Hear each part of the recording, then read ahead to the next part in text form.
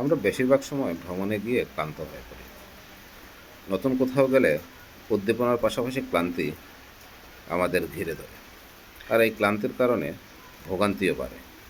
নতুন স্থান মন ভরে দেখা হয় না। আর এ কারণে আমরা ভ্রমণের সময় ক্লান্তি দূর করার কিছু টিপস আপনাদের সাথে শেয়ার করছি। আপনি যখন দূরবর্তী কোনো জায়গা ভ্রমণে যাবেন, তখন চেষ্টা করবেন যাত্রাপথেই বিশ্রাম নেওয়া। চলন্ত গাড়িতে একটু চোখ বুজে রিল্যাক্স হওয়ার চেষ্টা করবেন। যদি সম্ভব হয়, চলন্ত গাড়িতে ঘুমিয়ে পড়বেন। এক্ষেত্রে রাস্তার নৈসর্গিক সৌন্দর্য দেখার চেয়ে পর্যটন স্থলের নৈসর্গিক সৌন্দর্য দেখাটাই মুখ্য। আপনি চাইলে রাস্তার সৌন্দর্য ফেরার পথে দেখতে পারবেন।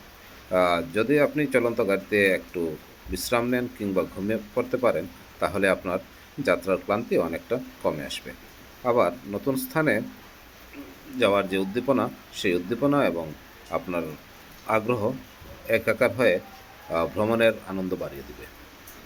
সুতরাং চলন্ত পথে আমরা যাওয়ার সময় প্রাকৃতিক সৌন্দর্য, রাস্তার পাশে প্রাকৃতিক সৌন্দর্যের প্রতি দৃষ্টি না দিয়ে বিশ্রামের দিকে দৃষ্টি দেওয়াটা অত্যন্ত জরুরি। এতে করে ভ্রমণ ক্লান্তি অনেকটা হ্রাস পাবে।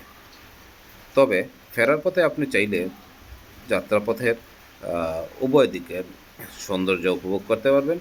নিজ বাসায় ফিরে আপনি যথাযথ বিশ্রাম করতে পারবেন। এ বিষয়ে পরবর্তীতে আরও কোনো ভিডিওতে কথা হবে। পাশে থাকুন।